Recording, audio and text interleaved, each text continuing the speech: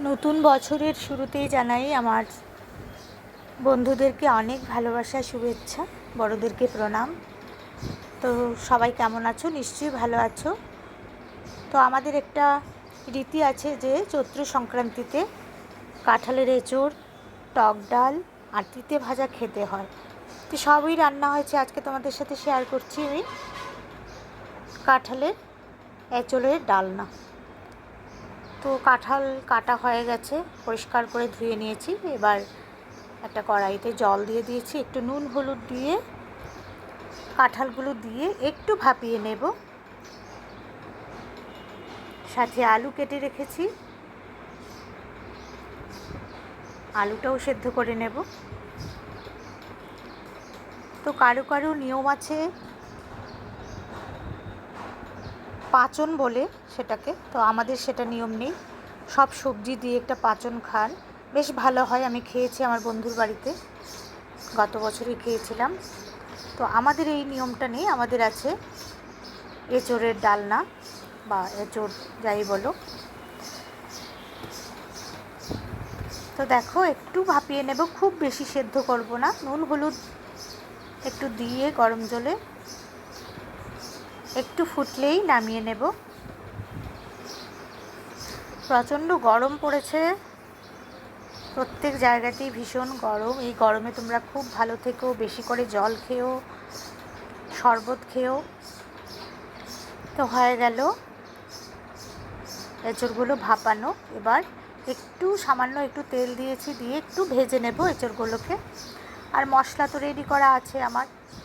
তো চলো আস্তে আস্তে দেখে নাও কী করে রান্নাটা করছি। তোমরা সবাই পারো, তো আমি কি করে করলাম সেটাই শেয়ার করলাম তোমাদের সাথে। একটু নুন দিয়ে দিলাম, কারণ অনেক সময় কাঁঠালটা লেগে যায় কড়াতে, তার জন্য। তো হলুদ আর আমি দেবো না, নুনটা দিয়ে এবার একটু ভাজা করে নেব। সামান্য একটু ভাজা করব, খুব বেশি নয়। একটু তেল মশলা কম দিয়ে রান্না করব, প্রচণ্ড গরম, তাই নিয়ম যেহেতু আছে খেতে হবে, তো খেতেই হবে, সেই জন্য একটু হালকা পাতলা করেই করছি। তো আমার নতুন বন্ধুদের বলছি, তোমরা যারা আমার চ্যানেলটিকে এখনও সাবস্ক্রাইব করোনি, যদি তোমাদের ভালো লাগে প্লিজ সাবস্ক্রাইব করে পাশে থেকো তোমরা। আর পাশে থাকা বেল আইকনটাও যদি প্রেস করে দাও, তাহলে আমার নিত্য নতুন রান্নাগুলোর নোটিফিকেশন তোমরা পেয়ে যাবে সবার আগে। আর পুরনো বন্ধুরা যারা আমার সাথে আছো, অনেক অনেক ভালোবাসা তোমাদেরকে।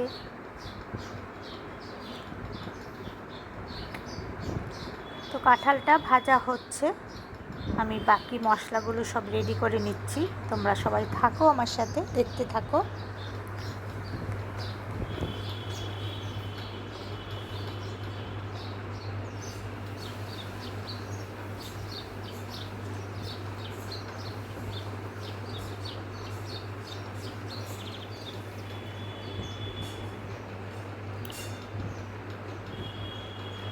কাঁঠালের মধ্যে একটু নুন দেওয়াতে জল ওঠে, ওই জলটা একটু ভাজা করে জলটা শুকিয়ে নেব।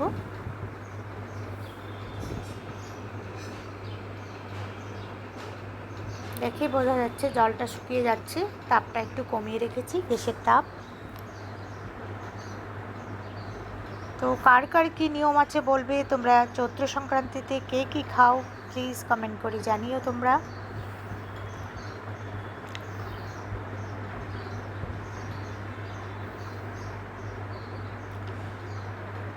দেখো আলু আর কাঁঠালটাকে ভেজে নিচ্ছি একটু।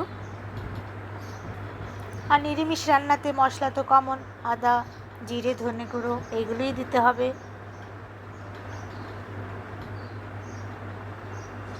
আর বন্ধুরা তোমরা প্লিজ একটা লাইক করে দিও প্রথমেই।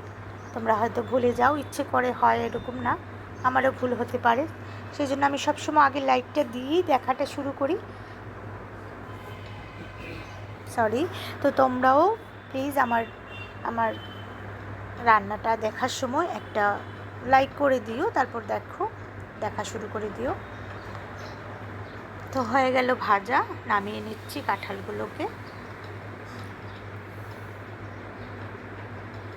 আমার মেয়ের খুব পছন্দ কাঁঠালের এঁচোড়। ছোটোবেলা খেতো না, ও একদম ভালোবাসতো না, এখন ওর খুব পছন্দ।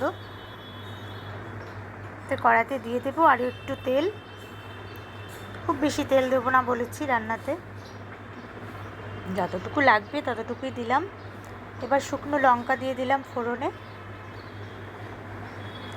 আর তেজপাতা একটা হাফ করে দিয়ে দিলাম।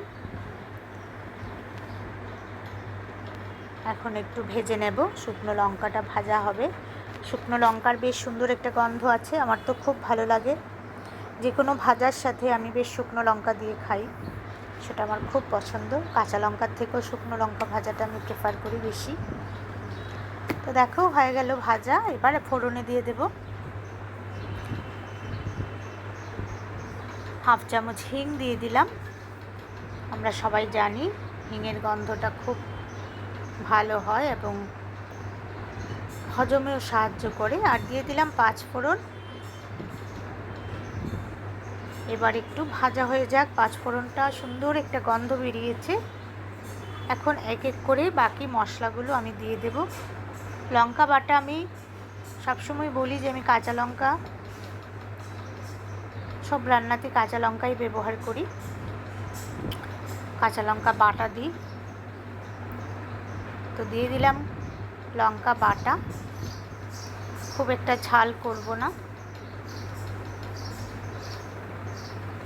এবার তেলের সাথে বাটা লঙ্কাটা একটু ভেজে নিচ্ছি, কাঁচা লঙ্কার একটা কাঁচা গন্ধ থাকে, সেটা চলে যাবে। দিয়ে দিলাম আদা, 1 চামচ আদা বাটা দিয়ে দিলাম।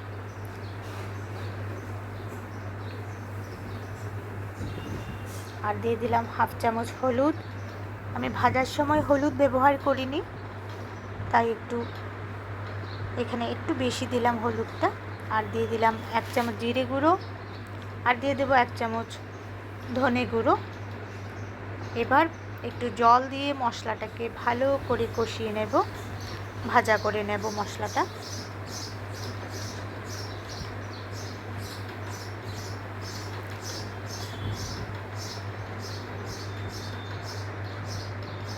একটু সুন্দর রঙের জন্য দিয়ে দিলাম কাশ্মীরি লঙ্কার গুঁড়ো, না দিলেও কিছু নয়, তবে দেখতে ভালো লাগে, রান্নার রঙটা বেশ ভালো লাগে, তাই দিয়ে দিলাম। এবার কাঁঠালগুলো দিয়ে একটু চিনি দিয়ে দিলাম।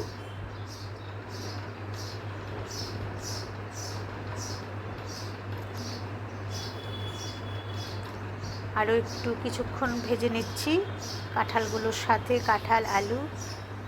আর নুন চিনি দিয়ে দিলাম পরিমাণ মতো, একটু চিনি না দিলে ভালো লাগে না রান্নাতে। তবে যাদের ডায়াবেটিক পেশেন্ট যারা, তোমরা চিনি না খেলেই ভালো, গুড়ও ব্যবহার করতে পারো বা একটু মধু দিয়ে দিতে পারো।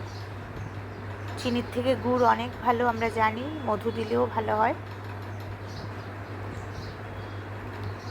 মশলা কষানো হয়ে গেছে, এবার দিয়ে দেব ঝোল।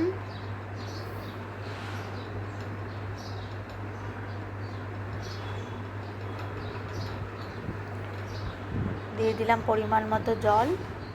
এবার সেদ্ধ হয়ে তৈরি হয়ে যাবে আমার কাঁঠালের এঁচোড়ের ডালনা। তো বন্ধুরা দেখতে থাকো, তোমরা আমার সাথে থাকো।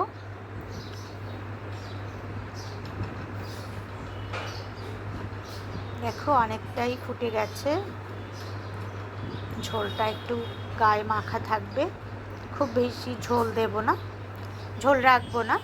তো একটু ফুটতে শুরু করেছে, অনেকটাই হয়ে গেছে। দেখো রঙটাও বেশ সুন্দর হয়েছে, সেদ্ধ হয়েছে কিনা একটু দেখে নিলাম। এখনও কাঁঠালগুলো কচি আছে, অসুবিধে নেই। রাস্তার পাশে আমার বাড়িকেও প্রচণ্ড আওয়াজ আসে, গাড়ি, স্কুটার, বাইক, প্রচণ্ড আওয়াজ। আমি যখনই ভয়েস দিতে আসি রাত সেই 12টা অবধি চলতে থাকে। দিয়ে দিলাম হাফ চামচ গরম মশলার গুঁড়ো।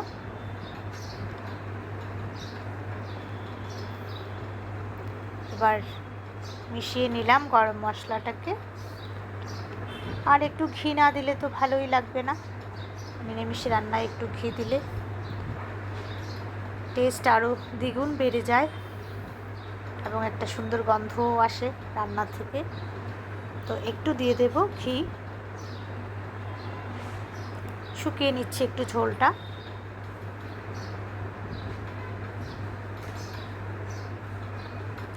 দিয়ে দিলাম 1 চামচ, চায়ের চামচে 1 চামচ ঘি। হয়ে গেল রান্নাটা আমার।